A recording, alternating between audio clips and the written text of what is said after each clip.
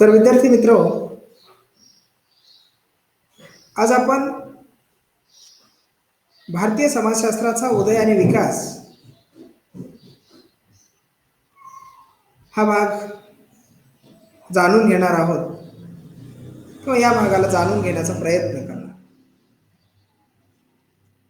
ज्या पद्धतीनं पाश्चात्य समाजशास्त्रज्ञांनी भारतीय समाजशास्त्राला विकसित करण्यासाठी वेगवेगळ्या प्रकारच्या संकल्पना विकसित केल्या,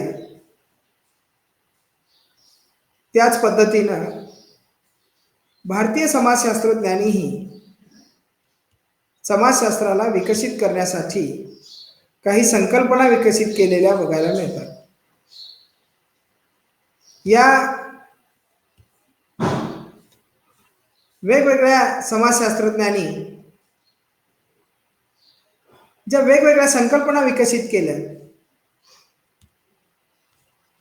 या संकल्पनांचा आढावा आज आपण या ठिकाणी घेणार आहोत किंवा या संकल्पनांना जाणून घेण्याचा प्रयत्न आज आपण या ठिकाणी करणार. बघा, भारतीय समाजशास्त्राचा विकास, जसं समाजशास्त्राचा विकास आहे तसं भारतीय समाजशास्त्राचा विकास. भारतीय समाजशास्त्राच्या अभ्यासाला फार प्राचीन काळापासून सुरुवात झालेली आपल्याला दिसून येते. अनेक सामाजिक बुद्धिवादी विचारवंतांनी मानवी समाजाबद्दलचे आपले विचार विविध ग्रंथांमध्ये लिहून ठेवले. वेगवेगळ्या प्रकारचे जे सामाजिक विचारवंत होते, बुद्धिवंत होते, यांनी समाजाविषयीचे आपले असणारे जे विचार आहेत ते वेगवेगळ्या ग्रंथांमध्ये लिहून ठेवलेले आहेत.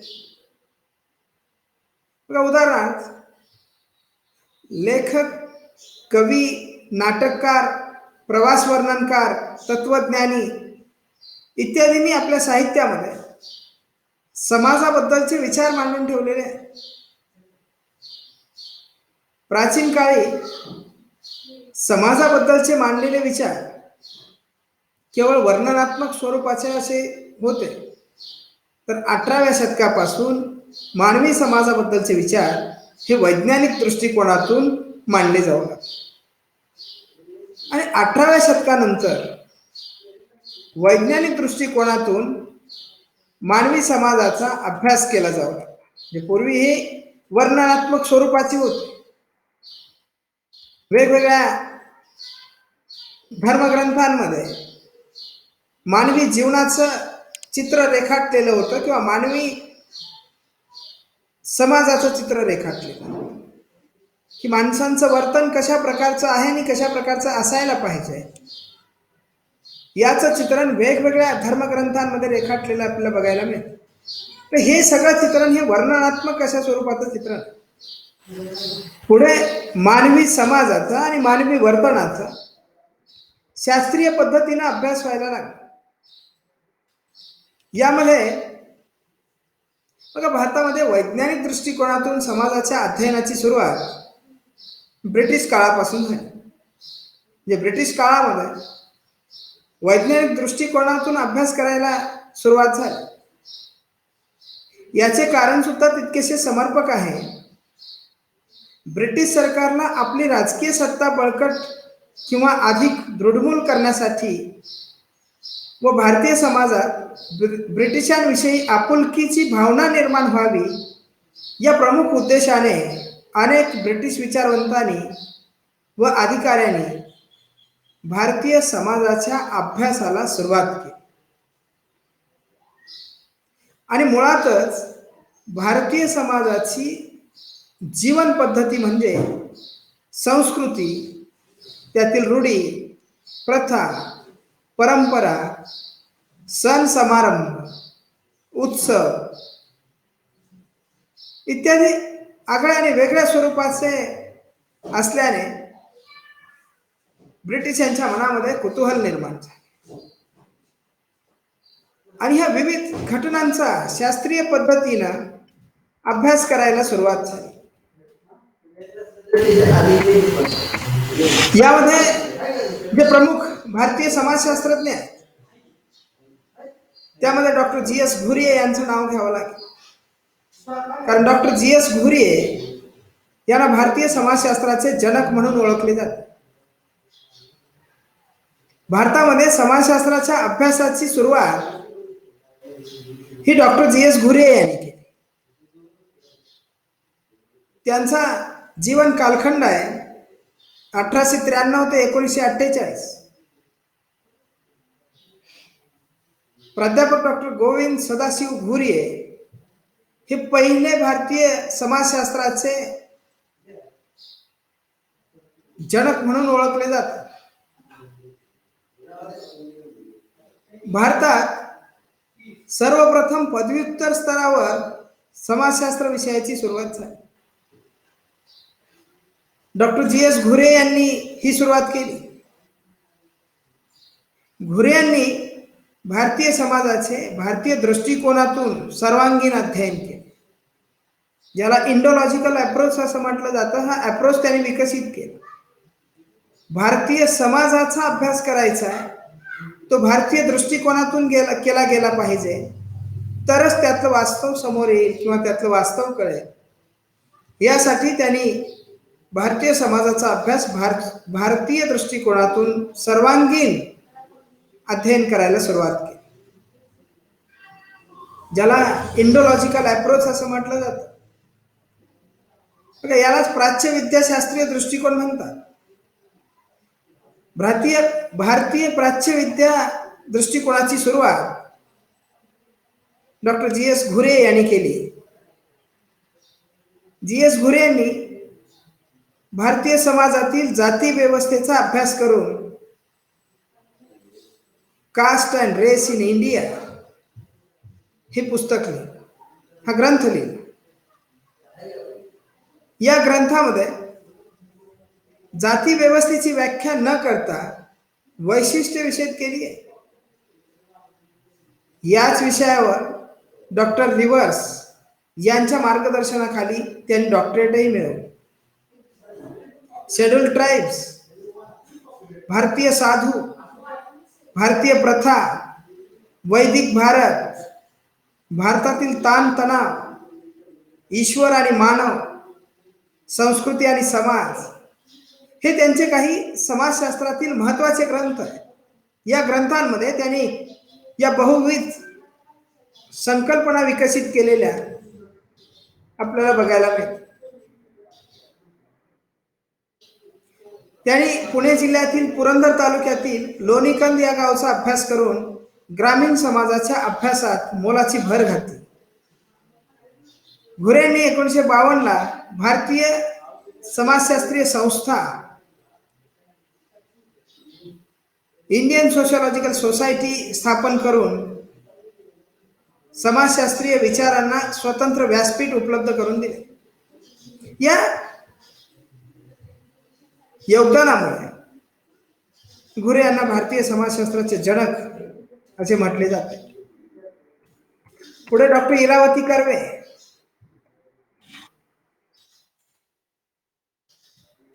डॉक्टर इरावती कर्वे या समाजशास्त्रातील पहिल्या महिला समाजशास्त्राच्या व मानववंशशास्त्राच्या विचारवंत आहेत.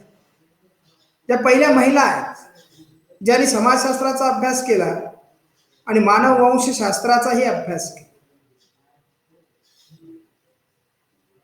मूळच्या ब्रह्मदेशातील गणेश कर्मकार यांच्या कन्या व नंतर महर्षी धोंडो केशव कर्वे यांच्या सून म्हणजे डॉक्टर इरावती कर्वे. पुणे आणि मुंबई येथील शिक्षण पूर्ण केल्यानंतर 1930 साली त्यांनी बर्लिन विद्यापीठामध्ये PhD केली. त्यांनी त्यांचं जे समाजशास्त्रातलं योगदान यामध्ये त्यांनी किन्सिप ऑर्गनायझेशन इन इंडिया,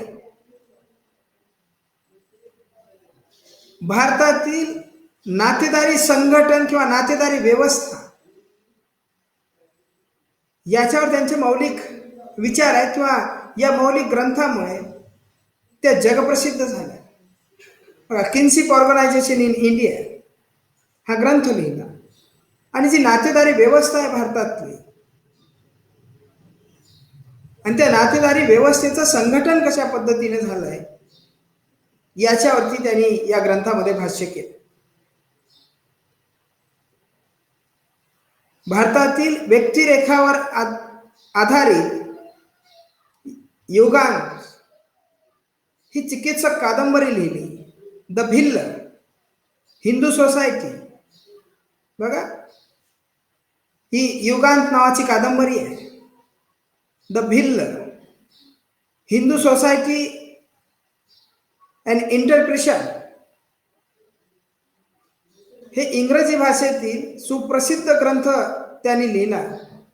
परिस्फूर्ती, आमची संस्कृती, संस्कृती, गंगाजल, भोवरा इत्यादी मराठी भाषेतील मौलिक ग्रंथांचे त्यांनी लेखनही केले. आणि अनेक या संकल्पना समाजशास्त्राच्या विकासामध्ये त्यांचं असलेलं योगदान हे या संकल्पनांच्या माध्यमातून दिसून येते.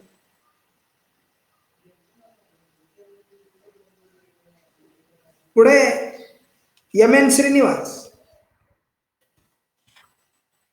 Doctor M N. श्रीनिवास यांचा जन्म 1916 आणि त्यांचा मृत्यू 1999. एम.एन. श्रीनिवास यांचे जे पूर्ण नाव आहे ते म्हैसूर नरसिंहाचार्य श्रीनिवास. यांचा जन्म 16 नोव्हेंबर 1916 म्हैसूर येथे एका ब्राह्मण कुटुंबामध्ये झाला.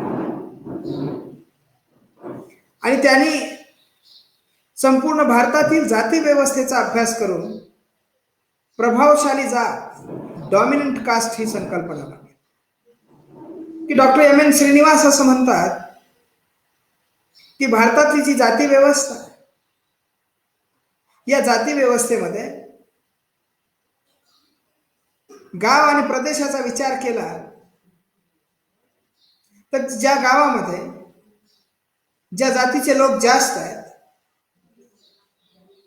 ज्या जातीच्या लोकांकडे आर्थिक साधन संपत्ती अधिक आहे किंवा आर्थिक साधन संपत्तीवर त्यांचा अधिकार आहे आणि कर्मकांडीय दृष्टिकोनातून जे महत्वाचे मानले जातात, हे 3 उद्दिष्ट ज्या गावातील जातीवर लागू होतात त्या गावात ती जात ही प्रभावशाली जात म्हणून ओळखली जाते. त्या जातीला डॉमिनंट कास्ट असं म्हणतात. वेगवेगळ्या प्रदेशामध्ये ज्या वेळेला आपण जातो त्यावेळेला ज्या विशिष्ट गावामध्ये ज्या जातीचे लोक अधिक आहेत आणि अधिक असून त्यांच्याकडे संपत्तीचे अधिकार आणि कर्मकांडीय दृष्टिकोनातून जी जात महत्वाची मानली जाते, त्या जातीच्या लोकांची सत्ता त्या गावावर असते किंवा त्या गावातल्या लोकांवर असते, त्या प्रदेशावर असते किंवा त्या प्रदेशातल्या लोकांवर असते. म्हणून डॉमिनंट कास्ट ही संकल्पना विकसित केली. कर्नाटकातील कुर्ग लोकांच्या जीवन पद्धतीचा त्यांनी अभ्यास केला. तसेच रामपुरा या खेडेगावाचा देखील त्यांनी संरचनात्मक कार्यवादी दृष्टिकोनातून अभ्यास केला. संपूर्ण गावाचा संरचनात्मक कार्यवादी दृष्टिकोनातून अभ्यास केला की या संरचनेनुसार संरचनेतल्या नियमांचा प्रभाव हा लोकांच्या जीवनावर कशा पद्धतीने पडतो आणि लोक कशा पद्धतीने जीवन जगतात याचा अभ्यास त्यांनी केला. भारतीय समाजाच्या सामाजिक परिवर्तनासंदर्भात ब्राह्मणीकरण किंवा सांस्कृतिकीकरण ही संकल्पना त्यांनी मांडली. म्हणजे एका ज्या वेळेला वेगवेगळ्या 2 संस्कृत्यांचे लोक हे एकत्र येतात त्यावेळेला एका लोकांची संस्कृती ही दुसऱ्या लोकांकडून स्वीकारली जाते आणि आपली संस्कृती ही कालबाह्य ठरवली जाते किंवा संस्कृतीतील काही नियम हे कालबाह्य ठरवले जातात. या प्रक्रियेला ते सांस्कृतिकीकरण असं म्हणतात.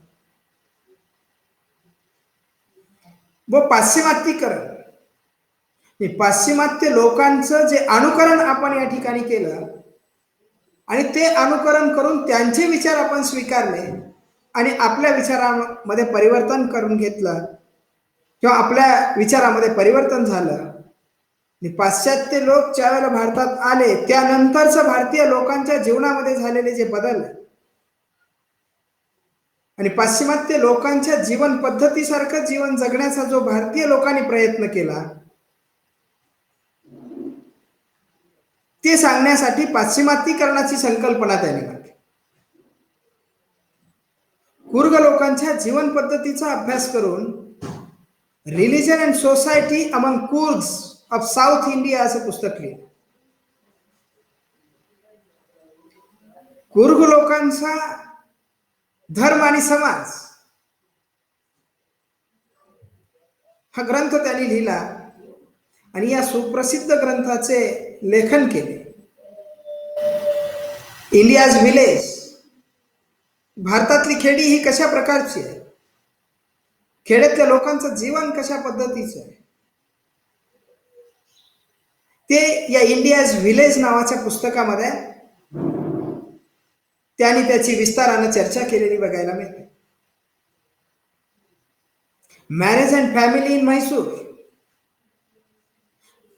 म्हैसूर परिसरातली किंवा म्हैसूर संस्थानातली विवाह आणि कुटुंब संस्था याच्यावरती त्यांनी प्रकाश टाकला.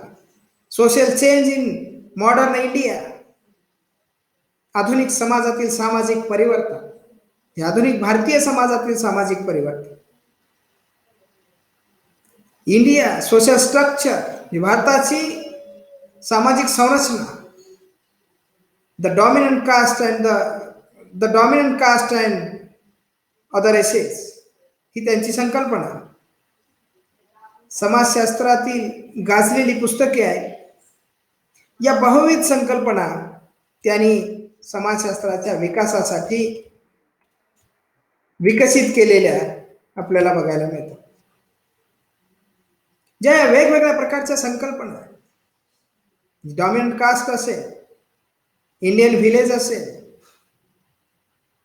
किंवा marriage and family in Mysore,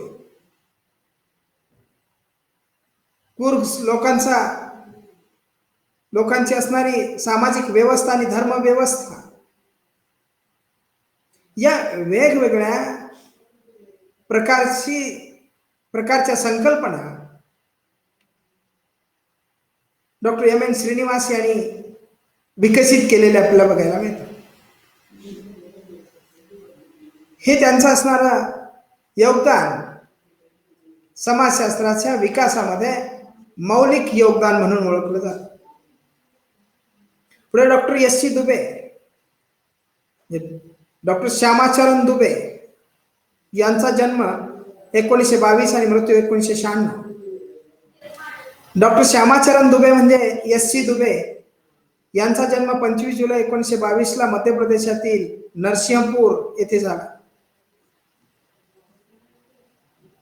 मध्य प्रदेशातील कमार या आदिवासी जमातीच्या बदलत्या शेती व्यवसायाचे त्यांनी अध्ययन केले. म्हणजे मध्य प्रदेशमध्ये कमार नावाची जी आदिवासी जमात आहे, या आदिवासी जमातीचा जो शेती व्यवसाय आहे, तो शेती व्यवसाय कशा पद्धतीने बदलत गेला.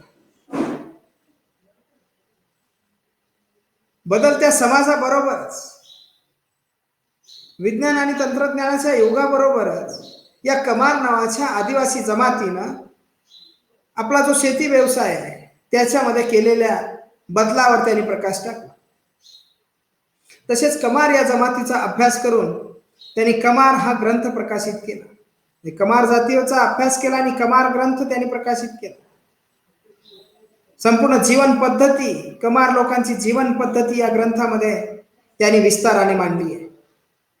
शमीरपेठ या खेडेगावचा त्यांनी अभ्यास केला. त्यांच्या मते एका खेड्याचा अभ्यास करून त्यांचे निष्कर्ष भारतातील संपूर्ण खेड्यांना लागू करणे चुकीचे. जे एका खेडेगावाचा अभ्यास करून संपूर्ण खेडेगावावरती ही निष्कर्ष आपण लागू करू शकत नाही. समाजशास्त्रात अनेक महत्वपूर्ण ग्रंथ लिहून त्यांनी आपली मोलाची भर घातली आहे. त्यामध्ये इंडियन व्हिलेज म्हणजे भारतातील खेडी, इंडिया चेंजिंग व्हिलेज हा सोशल चेंजच्या अनुषंगाने लिहिलेला ग्रंथ आहे की भारतातली बदलती खेडी आहे. या खेड्यांमध्ये कशा प्रकारचा बदल होत चालला, त्यांचे व्यवसाय, त्यांचे संबंध, त्यांच्यातील आंतरक्रिया, त्यांच्या सामाजिक संस्था, या संस्थांमध्ये कशा पद्धतीचा बदल होत चालला आहे त्याचं स्पष्टीकरण त्यांनी इंडियाज चेंजिंग व्हिलेज या ग्रंथामध्ये दिले. Understanding society, modernisation and development, tradition and development, Indian society, ही त्यांची इंग्रजी भाषेतील काही पुस्तके आहेत. तर हिंदी भाषेतून मानव आणि संस्कृती, भारतीय ग्राम, विकास का समाजशास्त्र, संक्रमण की पीडा हे ग्रंथ त्यांनी लिहिले आणि भारतीय समाजातील आधुनिकीकरण व विकास यावर आधारित त्यांनी आपले विचार मांडले. जे आधुनिकीकरण आहे आणि जो भारतीय समाजातील विकास आहे, त्या विकासाचं स्पष्टीकरण करण्याचं काम किंवा भारतीय समाजाच्या परिवर्तनाच्या दृष्टिकोनातून डॉक्टर एस.सी. दुबे यांचे विचार हे महत्त्वाचे असलेले आपल्याला बघायला मिळतात किंवा त्या दृष्टिकोनातून डॉक्टर एस.सी. दुबे यांनी आपले विचार मांडले आहे. पुढे doctor D P. Mukherjee. Doctor D P. Mukherjee म्हणजे धुर्जती प्रसाद मुखर्जी. या मार्क्सवादी समाजशास्त्रज्ञाचा जन्म 5 ऑक्टोबर 1894 साली बंगालमधील एका मध्यमवर्गीय कुटुंबामध्ये झाला आणि त्यांनी समाजशास्त्राबरोबरच अर्थशास्त्र, संगीत, कला आणि साहित्य यामध्येही आपलं योगदान दिलेलं आहे. सांस्कृतिक समाजशास्त्राचे जनक म्हणून डॉक्टर डी.पी. मुखर्जी यांना ओळखले जाते. Doctor D P. मुखर्जी यांनी भारतीय समाजाचे मार्क्सवादी दृष्टिकोनातून अध्ययन केले. जे मार्क्सवादी दृष्टिकोनातून समाजाचा अभ्यास करणारे डॉक्टर मुखर्जी हे अभ्यासक आहेत. त्यांनी एक वेगळा दृष्टिकोन विकसित केला आणि मुखर्जी यांनी basic concept in sociology, modern Indian culture, problems of Indian youth, introduction to music and Indian history इत्यादी त्यांची पुस्तके ही प्रसिद्ध आहेत. आणि या बहुविध संकल्पना, हा दृष्टिकोन समाजाच्या अभ्यासासाठी या दृष्टिकोनातून, म्हणजे मार्क्सवादी दृष्टिकोनातून त्यांनी समाजाचा अभ्यास केलेला बघायला मिळतो. पुढे doctor AR. Desai. Doctor AR. Desai म्हणजे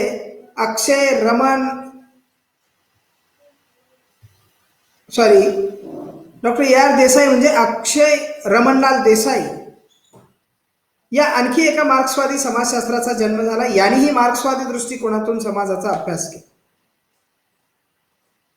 ग्रामीण समाजावर ब्रिटिश राजवटीचे झालेले अनिष्ट परिणाम यावर त्यांनी लिखाण केलेलं बघायला मिळतं. तर या वेगवेगळ्या भारतीय समाजशास्त्रज्ञांनी समाजशास्त्राच्या विकासामध्ये आपलं योगदान दिलेलं आहे. वेगवेगळ्या संकल्पना समाजशास्त्राच्या अभ्यासासाठी त्यांनी विकसित केलेले आपल्याला बघायला मिळतात. या संकल्पनांचा अभ्यास आज भारतामध्ये आणि भारताबाहेरील समाजशास्त्रज्ञ किंवा भारताबाहेरही या संकल्पनांचा अभ्यास केला गेलेला दिसून येतो. तर विद्यार्थी मित्र, आज आपण या ठिकाणी थांबू. Thank you so much.